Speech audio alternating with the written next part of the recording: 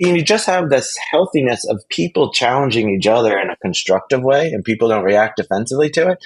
And it's amazingly powerful.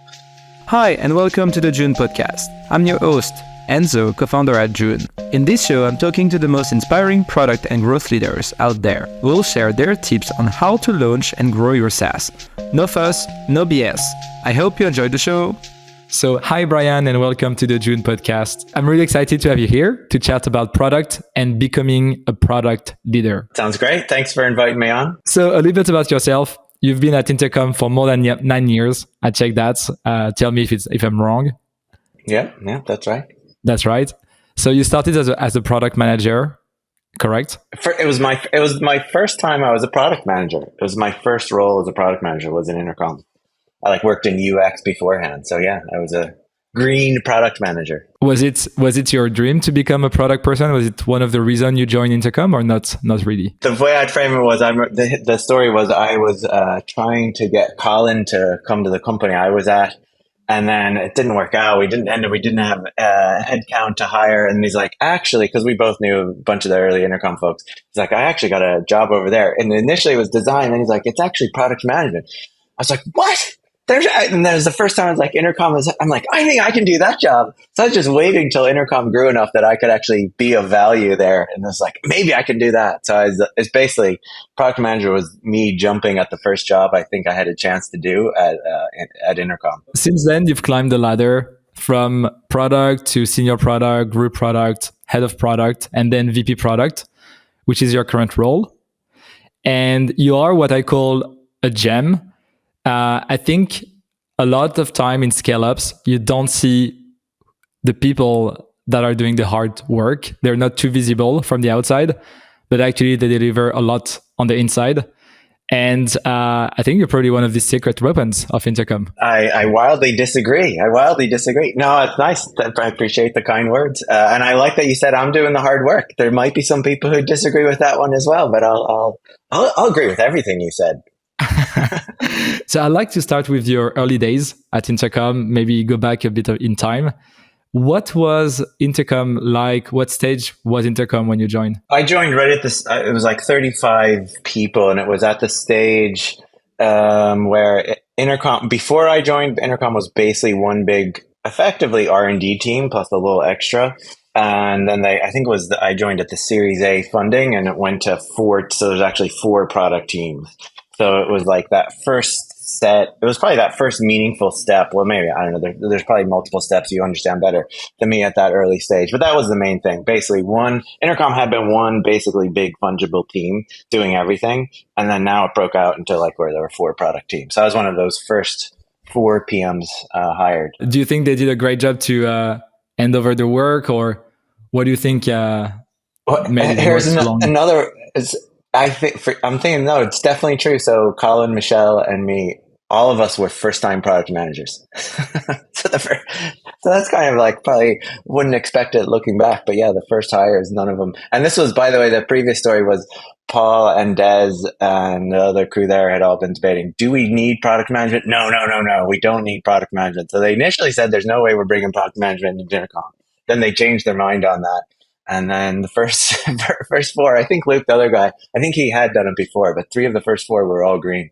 So yeah, funny thinking back just how naive and fresh and new many of us, Colin and I brought UX experience, Michelle did as well. That was the other random thing is at the earlier days, Intercom aired on quite design-centric PMs for probably just because Paul came from that background, right? So yeah, that was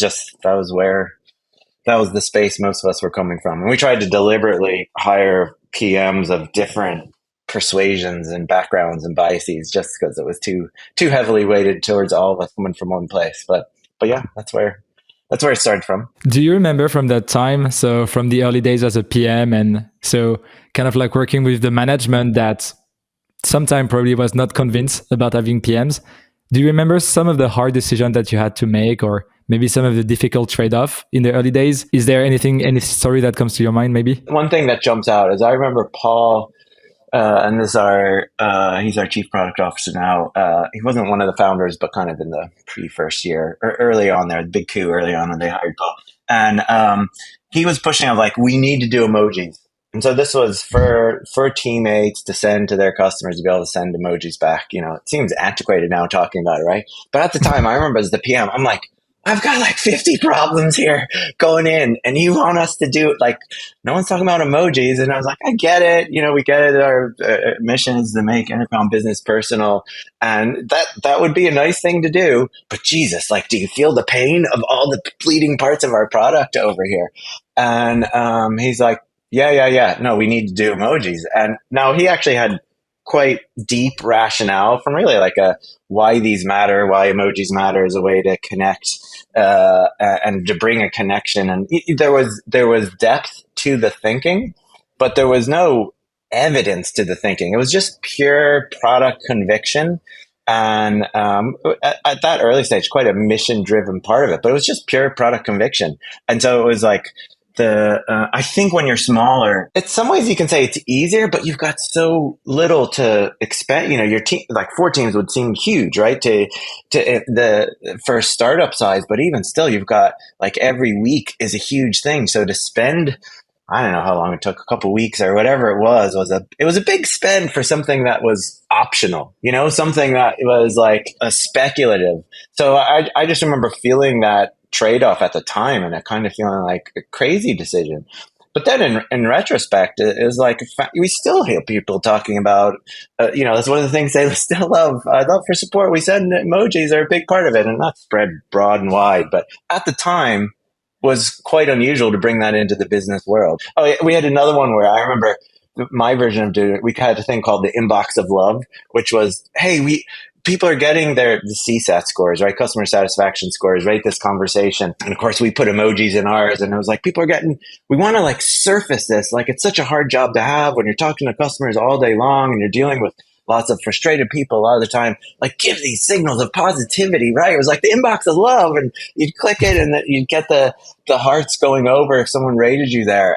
But again, it's like, hard to justify. There's a lot of problems in our product. There's a lot, again, the bleeding parts of the product. This is and now this is like a delighter territory thing, but it was, again, we can map this back to the vision, and we had a rationale for it, but ultimately you just got to believe it. And you just got to have the areas of it where like, this is important to do, even though it's not important with the capital I type of thing. I have so many follow-up questions, but yeah, I mean, just to give some context to the people listening, Intercom really comes from a background, a very rational first principle background, job to be done background, where basically every, part of the roadmap comes from, or the cycles, whatever you call that, comes from a problem statement, something that needs to be solved that is meaningful.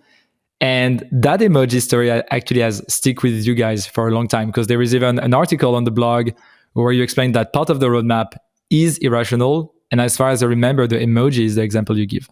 All right. Nice. Continuity. Look at that consistency. Sure. Was there an example the other way around? So a product decision that didn't seem controversial to you, something that, was kind of obvious, like an important problem, like top problem, obvious solution, but that turned out to have a lot of pushback and like felt maybe scary for the company for, X reasons. Speed of decision making is I'd say one of like the top 3 signals of like healthy R&D, healthy product, is like speed of decision making. And it's incredibly energizing when you can make fast decisions, because it means you're enabling progress. And basically progress is what energizes everyone, because they're like, we're moving here. It's just like this.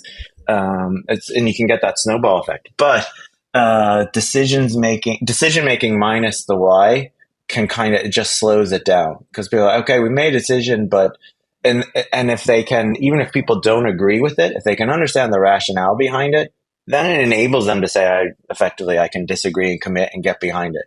But if it's a decision that's just a edict, like we're doing X, it's hard for folks to go behind it. So I think the why is thing that I still try to push myself on. I'm probably not doing a good enough job explaining it, because you get to the decision point and then you're excited to have reached that conviction, some level of alignment around it. But to spread it, you need to share on the thinking behind it. And if you don't do that, it's probably going to fall flat. Or you probably have one chance to do it, and then people are like, I'm not going to go behind that again. I need, so it's the cliche, right? Whatever the freaking why, whatever the book is, the whole book is on the title. I remember being one of the hardest challenge for me at Intercom, figuring out how to write a good why and how much I should explain the why. Could you give an example of what's a good why? Is it like 2 sentences? Is it alpha page? And there is no follow-up questions. Like, how do you convince people with the right, and you don't spend like a month writing this document, basically? Like, it depends on the size of your company, but I think pretty quickly writing it down matters. I don't know where size you are at, if you can get away without having to write anything down. Because it's nice when you can.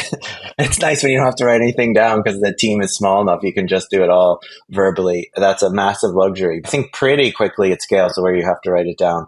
And then if you write it down, you need to write it down succinctly. Like we had a product forum this week, and we had a looming decision, and an engineer was like, what are we pointing to here? We're not clear on what our goal is here. And we couldn't get to a decision in the product forum.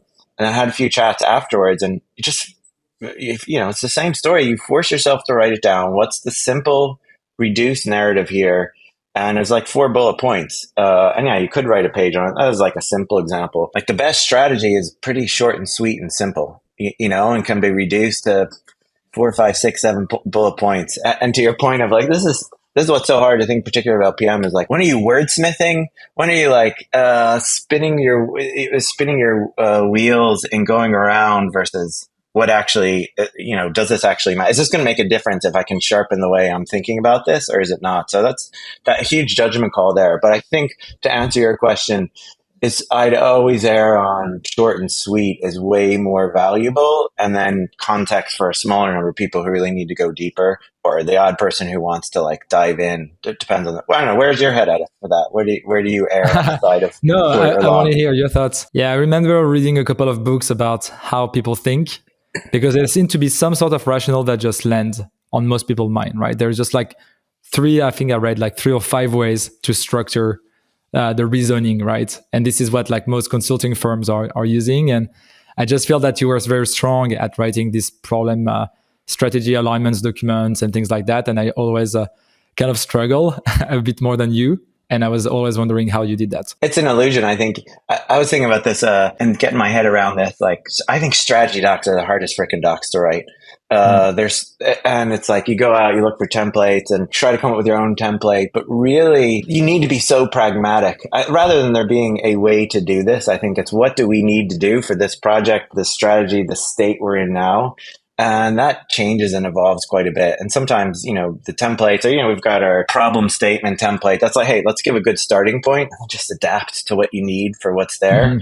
And often we just went through reviewing kind of like a vision doc this morning, and it was vision with a lowercase v, but we're just trying to get our heads around some parts of the product. And it was longer. Like, I think we actually just need to reduce this.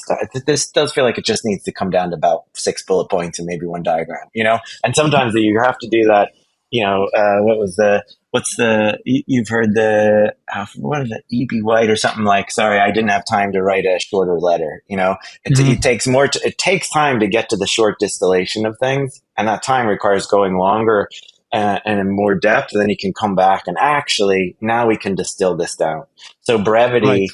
There's probably some other word. If I were Des, I could come up with an aphorism here. Brevity takes longevity or something. Put Des on that, and he'd give a much nicer spin. That would be quotable there. But so I think I have never had an experience of writing anything approaching a strategy doc that ever felt straightforward or easy. Ever. Like, it just, this stuff is always hard. I don't know. Why is it always so hard? Have you ever gotten to a point of where sometimes you have stuff in your head and you think you can get it down quickly, and then you realize, it doesn't quite make sense. So anyway, I think this is always hard to do. You touch on energy, and obviously you have a pretty strong energy. When I mentioned to a few people that we were going to meet, they asked me to ask you where this energy was coming from. And you mentioned that it's very important to energize the teams. Is it something you're thinking about, or is it just like your nature, or what's happening there? Some parts of leadership are just organic and are just like expressions of people's personality, and some parts of leadership is deliberate. And everyone has some different mix of that. So I have no answer to the question of where does my energy come from. I don't know. That's stuff that kind of just is comes out of, I guess, my personality of in certain environments. Kind of, I'll gesture my hands wildly. Like we'll both do the same, right? Our energy fields will some clash here when we go in because we both have the same sort of visible energy type of thing, I think. And so I don't know. I don't really have any good answer or insight at all into that one. I think the goal behind it though is like just like connection with people, and like you get people in a room and you have a conversation and you have friction, and then you get to alignment, there's like this. There is some. I think like the energy that comes with building product, and that it comes from not the building the product, it comes from the team figuring out what the hell to build, and then feeling like they got something good, and then getting customers actually saying this thing is good. Like that whole energy, like I'm trying to capture that in some sort of broader sense. But I'm completely making up what I'm saying. I have no idea. So I will back away quickly. It's a great signal that you're like, it's a great leadership signal, like to ask the questions back and look outward. But question dodger. Look at you dodging the question there, huh? I mean, today it's about you. I mean, I don't know what's the role of. I always felt like bringing the energy to the table was important as a product manager, because I feel you have more time to be intentional about the others and the stakeholders, while the designer is drawing something, the engineers is writing code. I'm being very cliche right now, but I think they're like kind of like oriented toward inner work, while I think the PM can be a bit more oriented toward outer work, I would say. I think, yeah, that totally makes sense. And what I'd pick up from there on is also bringing enthusiasm about the product to the rest of the company. And so, sometimes you get like at Intercom, like everyone's into the product and everyone believes in the product, but like bringing that conviction from having worked deeply on the part of it and the building it. And I think that can be very powerful for everyone else to like feel the excitement coming from the team who's been deep figuring out how to build this damn thing. So I think that can go a long way of like trying to like give out that energy you get from finally feeling like you've built something that works, particularly if it's been hard, can be. And also like this other thing is like the conviction behind the product. Like, Paul with the emojis, he could have talked for 3 hours if he wanted to on a stage, go on for a while about why it's so important we put emojis into that. And I think getting that product, that conviction, it helps immensely when people see that conviction and again can have the why behind it to like build momentum and build like a shared conviction in there. So I think a huge plus one to what you're saying, there's like a internal building kind of energizing thing, but there's a big getting the product around the company and getting everyone into that energy and spirit and motivation and why we think this matters. That's hugely there's a huge impact that PM's going to have. There is no IC in product management, not that I know, right? So you start to manage other product managers and you have to let go a lot of things. What did you find hard or easy to let go? And how did you reinvent yourself? Most managers, leaders struggled with not doing the IC work. Like everyone's like just drawn towards the actual work, the actual details of the product. And again, I don't think that is the correct shape for all leaders. And I'm sure there are people for whom that is actually a terrible way. And, there's alternative ways to do this that are maybe more successful there. But that's the breed of a manager and leader that generally, I think, who generally does well, who generally we value. And it's because ultimately this is about building an amazing product. And so you want everyone anchored there. And the things around it are a means to achieve an amazing product that your customers actually love. And so therefore, like the further removed you are from that, like it's less gratifying because you're further removed from the satisfaction of building product. It's less direct. And so I think that is a struggle that most people have gone through from IC to manager role. Then you need to navigate to like, hey, you need to give space for people to do that job. And so that's like a constant give and take and negotiation and figuring it out with folks. And you got to also have relations with people and say, hey, you need to kind of take a step back here. You're too close into this. And then you just, where you get to that healthy state. And where I've heard it expressed is normally like when it's healthy is when ICs are like, yeah, give me more. And I'm not thinking of me. I'm thinking what I've heard about other managers and that is like, no, it's great when he or she's coming in deep here and helping. I love it. I love it when they're getting their hands dirty with it because it's helpful. And I need that second set brain power works on this. So it's actually, that's like the best state is when it's viewed very constructively because it's so many hard things to figure out here, right? I think it requires to build a lot of trust also between people.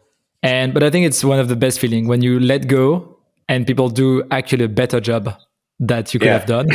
That's really the best feeling ever. Yeah, and it's like the ability to give this meaty thing and actually motivate someone else, or here, like I've got like half ideas. I'll give you some verbal thoughts on where I'm going with it, but take this and run with it. Being able to get good at that and energize people there for this opportunity, and like you're saying, and it's like, oh man, not only were we able to accomplish more just because more people are doing it, but people are doing this better than I was able to do it as well. And then it's like, even, yes, this is a total win here. Way better result than had I tried to get my hands dirty with it to start with. So yeah, huge plus one to that. So letting go things doesn't mean you stop working. It means that you spend your time on other things, right? And now I would love to touch on these other things. Part of me wants to say that when you grow as a leader in a product organization, you're getting more involved into product strategy, decision making. What adjustment did you make to be great at that and to really contribute to a company mission, vision, basically? Challenge is like you move up levels of abstraction from just building the product, and you're trying to move into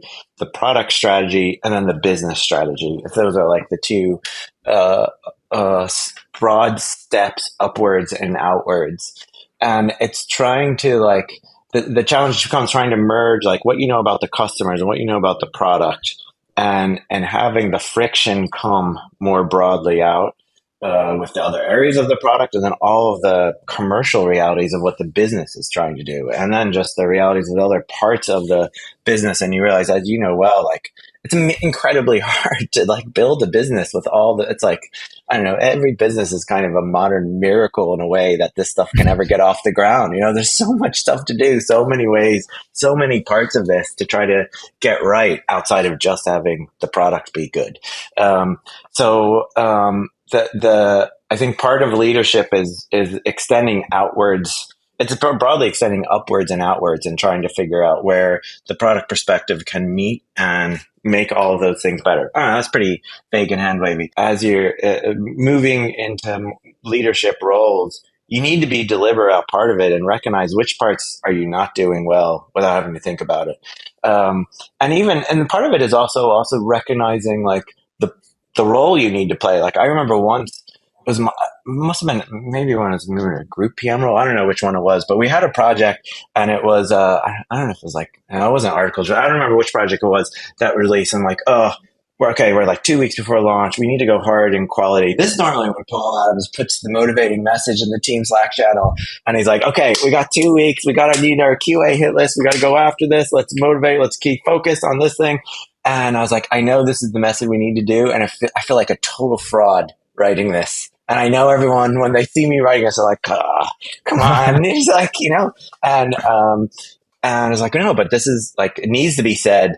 And so that was like a case of where there's like deliberate and awkward steps towards like doing the role. And like, you need to figure out what needs to be done with that role. And some parts of it you do kind of well for free, and some parts of it are not. And those are the ones that are hardest. Oh, do we need to pull people together and do an all hands? And like, so I'm always like, damn, Paul, he would have pulled one on 3 weeks ago and had 2 of them by now.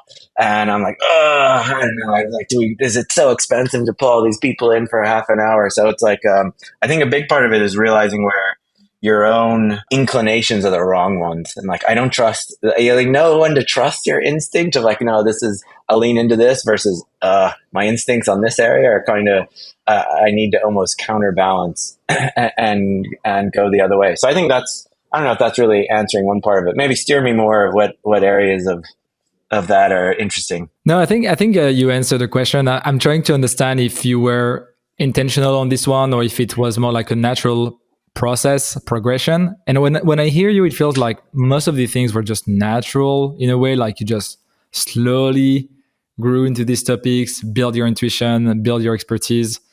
And from time to time, it seems like someone has to do the job, and it's like the parents, that have to shout on the kids, but other than that, parents are just parents, right? Or I don't know if parents is the right analogy. Maybe it's just cousins or uncles. Well, here's like one example that jumps out of me that I experienced earlier on was this is like year one or year two, maybe even year one. And we were going, this is the time, I think we had like weekly reviews with Owen and Des or something like that. We were shipping basically a new version of the Messenger before we even called it Messenger V2, but I think that's what it was. I was PM at the time and talking through, here's where we're at, here's like what our plans are. And Owen was pushing, and basically the problem was going to be was that to upgrade to the new version, people are going to have to change the JavaScript. You actually have to go into the code on the page and change whatever it was, some tiny little change, but you have to get in to change the JavaScript, which obviously is a big barrier to adoption, right? And we, of course, talked about this as a team and debated it and done all the things. Of course, no one thought this was a good idea, but we're like, this is what we're going to have to do. And then Owen in the meeting he's like, yeah, wait, they're going to have to change this? It's like, very calm that. Yeah, that doesn't seem good. And we're like, yeah, well, here's the reasons why. And Owen is my engineering partner. He's super sharp, super smart guy. He's like, here's, we thought about this. We've thought about this, right? Okay, and Owen's like, yeah, I don't know. I think you can make this work. I think you can figure this out. That's really not good that they have to change it. Can you go back and see if you can make this work? And it was like this soft push, but it was like, he took, yeah, you thought about it. Great. You can, it's basically like, come on, you can do better. Without saying it, was like, come on, guys, really? But he didn't say it that way. It was just, and like right away, I remember Dara's our head of engineering at the time, and I was immediately like, well, maybe, I can't remember what they had to do, but they just went away, and there's just this incredibly motivating challenge. Like, can we do this? And it's like fucking next day they come back, yeah, we figured it out. I was like, and for me, the takeaway was, damn, I like totally failed in my effort to try to pull that creativity out of them. And Owen just did it in this, like, I think you can do it. Can you come back and tell me when you've done it? And so that was a real lesson in like, the value, and you could say, yes, that's coming from a CEO. And of course, he's going to have way more authority and weight. And although there's some truth to that, but I think, that's like that sign of the healthiest product org is when that can come from anyone. And whether it's an engineer talking to an engineer or designer challenging the PR or any direction on the team, as someone will say that, I mean, I hear what you're saying, we can't do that, it's there, but just, come on, we got to be able to figure some way out. Is there something else here? It feels like we should be able to, like, people can, without having the substance of, I know why we could do better here, challenge each other to do better. And we've seen that. I think this was last year when we were like, oh shit, it feels like we're getting slower. Before all the craziness with AI stuff. And it was amazing the power of, this is like Paul and Dara saying, we need to move faster. We need to challenge ourselves to move faster collectively. And just those words translated into people on teams doing basically what Owen said. I think we can do this faster. Our cycle goes here. I don't think we're being, you just have this healthiness of people challenging each other in a constructive way, and people don't react defensively to it. And it's amazingly powerful. And like we saw the impact of like just words, of just leaders saying we can move faster, and then everyone saying, let's figure it out at a ground level per project, per part of it. And so I go back to that, just Owen challenging it. And if it like slapped me in the face of like, damn, I totally failed to do that, and saw him do it. I love that. Yeah, I can totally picture Owen doing that. Very, very much his style. And just to give a context to people listening, there was Intercom has always been moving very fast. I think it's been really part of the culture, even from adopting Ruby on Rails. I think it's always been about kind of like empowering the engineering organization and so on. And as any company growing, things get slower.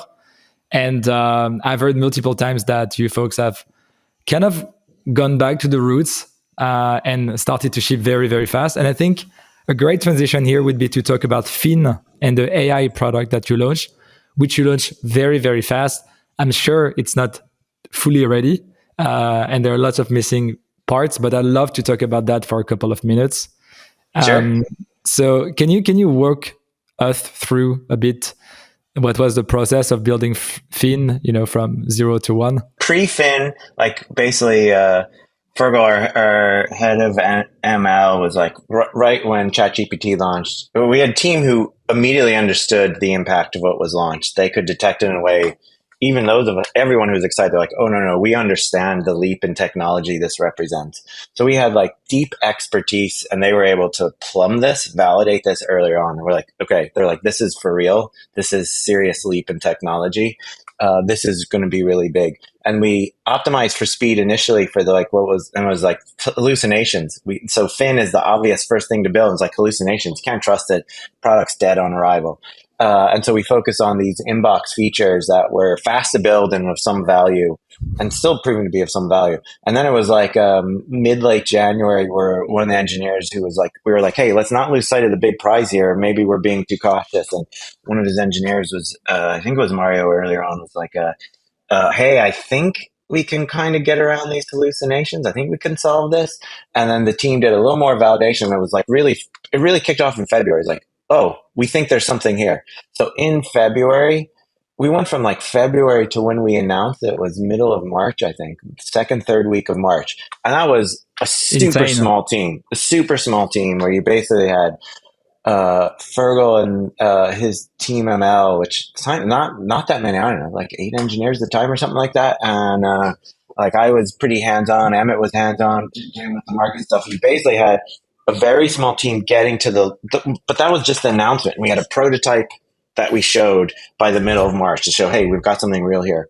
And then we had to move into like, okay, now we actually need to make this a real product that customers can actually use, and all the other parts required to this. Did you announce it? Like you said, we announced it. So we like had the core product, and we had and we said, we want credibility with product. It's not, hey, we built something here. It's cool. You know, ask us if you want to see it. We put it up, a prototype on the website so you could actually tell us, you know, see that we were not talking shit. Like, and that was like, prove it with the product. But it was, you know, it was a working prototype that we announced. And then we had to build out the product to actually that customers could use. And then it became harder. So because you had a small team, it was like every day was like, oh my God, what's changed in the world? Everything changes every day. Basically, it was this insane, no stability under your feet at all.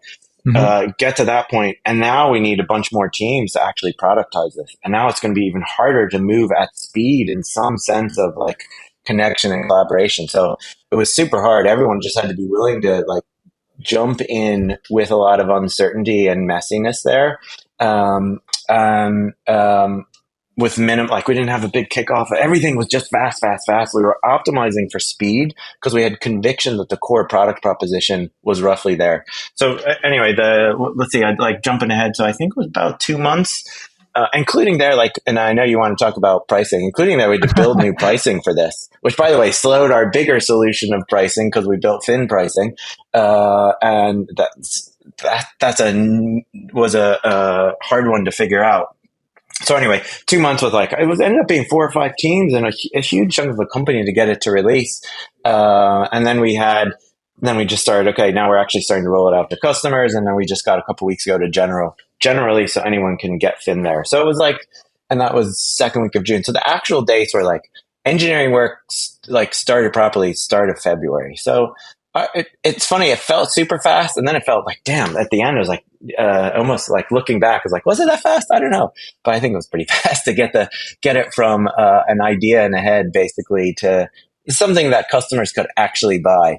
Because, you know, as you know, getting all the way out to a product that's actually commercializable is a big lift, particularly this II stuff that you can't commercialize easily. Did announcing it and then seeing the excitement of the people change the trajectory of this feature, you think? It didn't change the trajectory of it, but what it gave us, like, and transparently where we're at is like, hey, it's all to play for who's going to be the AI leader in customer support. And so we're like, we need to raise our hand and say, hey, we are aiming for this, and be vocal early. So that was like an explicit intent here, was we want to position ourselves here as the leader with product to back it up. So that's why, because we'd never done something like this, announce a product in that sort of way early like that. But that, given how AI has changed so much and we think so much is up for grabs of who's going to be the new leader, that's what we deliberately optimized for. But it didn't change the trajectory of the product. But what it did is the people getting on the wait list like validated the demand. That was our main signal. It's like, you know, because you're like, fuck, how much are we building on our own conviction?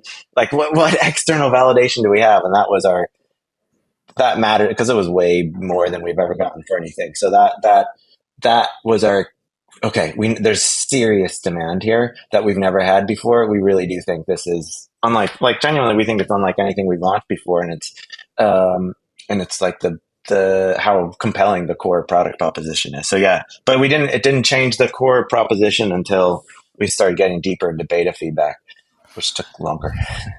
Yeah, because you guys decided to solve existing problems with a new technology, or did you guys? Yeah, you didn't decide to solve new problems with AI, right? Not in the beginning, at least.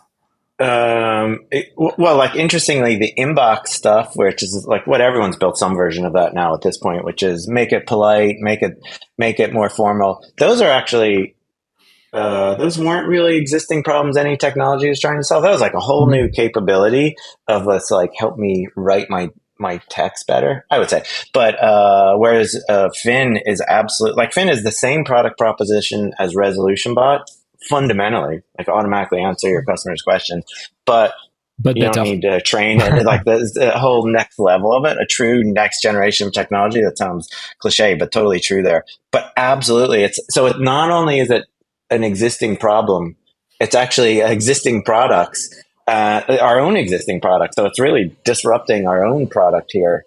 So we're solving existing problems and redoing our own existing product effectively. They're somewhat complementary, but it's still at the core thing, trying to do the same thing that Resolution Bot was.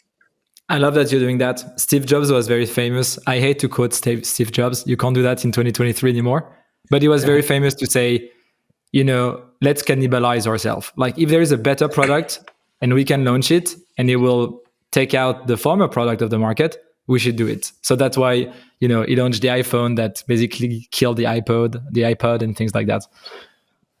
And I think that is exactly that's kind of generally true as a thing. And with AI, it's like true with the stuff everyone's like, people are trying to build AI stuff now. We are building, like in my head, I'm like some of the product we're releasing now may be irrelevant in a year, maybe 6 months, maybe a year, maybe some of it will last 5 years, but you don't like, and you have to be willing to upend product you recently shipped. And this is also what's interesting. You still got to solve today's problems. You can't just build for the future. You got to build for the things people want today. And so it's a super tough one to navigate, is that build the future, build a bridge to the future. Should you build products? What's the lifespan of the product you build now? And what's your certainty of that? It's like, can't be too certain of anything as a lifespan. Like even Fin, I don't know, in a year it could be, maybe there's a whole different way to do this sort of thing. So it's kind of like the certainty of the time of the shelf life of your product. I think everyone should recognize every product we're building's shelf life is 6 months to maybe a couple of years, and probably the product you shipped 6 months ago, a year ago's shelf life, you should be really worried about. It's way less than the expiry date when you shipped it. But the market takes care of itself. I think like you guys launched the inbox years ago, and then you figure out it was something that people still used. They're still humans replying to other humans. And so you launch a very different version of the inbox. So I guess the market tells you what to iterate on and what to drop. And then it's, of course, your strategy, of course, and things like that. Yeah. Let's talk about money. Last question. Yeah. How did you come up with the pricing of Fin? And did you consider other pricing? I'm like, pricing is way harder than building the core product. It's pricing is crazy hard to do, and it's the area which we've suffered by far the most reputational damage. Is like, and it's funny because people feel like we're trying to screw them. It's like, my God, like there was never like. People's frustration is they perceive it as like there was intent, and it's like clearly our pricing model has totally failed lots of people. But man, it was not the intent of a lot of it. But it's just been like that has been our the biggest challenge for us to reputationally now. And so like a couple thoughts on it. I'll go to the Fin pricing. It's super interesting. And I actually went deeper on the Fin pricing than than our previous pricing stuff. So I can speak way more comfortably about that. But pricing for SaaS products is kind of crazy because it's all made up. It's like Mm. some parts of SaaS. Here's like a thing: like we have a massive AWS bill, like massive, massive, massive. No one has ever built any part of a feature and said, "How much is this going to raise our AWS cost?" Like it's like most features, you completely are divorced from like any sort of actual cost of ownership of that feature. And there's a couple of exceptions to this when you use a third party service for some, and this is which is basically what AI is, right? You have a clear cost that you need to factor into building. That's way more upfront now, like at the outset of product thinking. So the pricing becomes paramount in defining your product.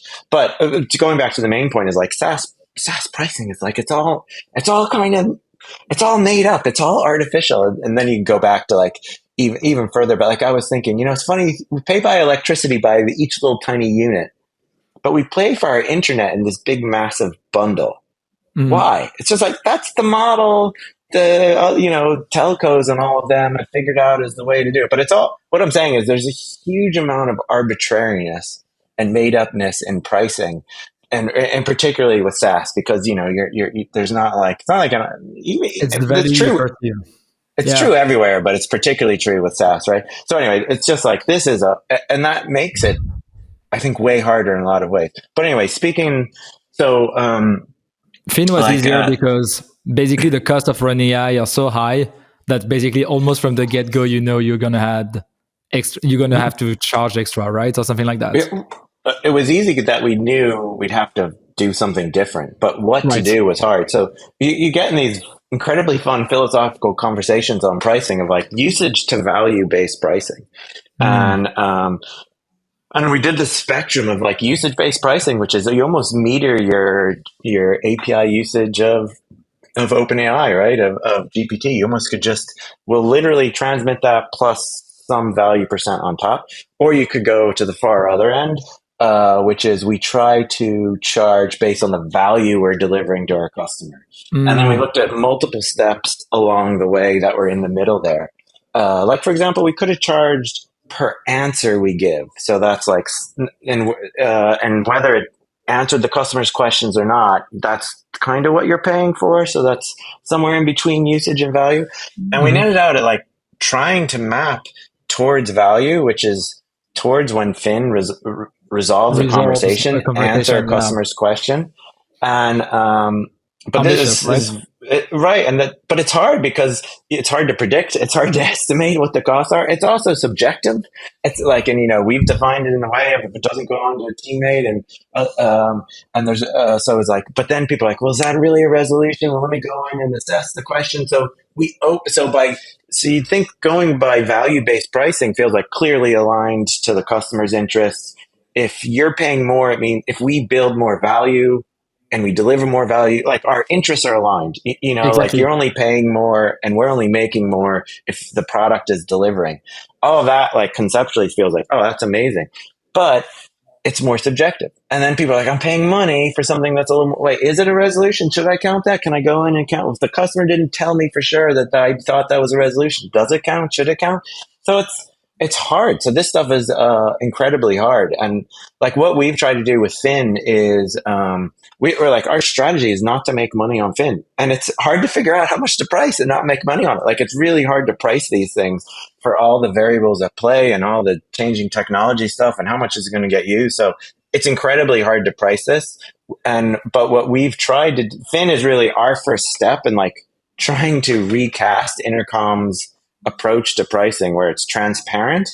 Like we put it on the page, we put it on our marketing page, which we hadn't done for a while.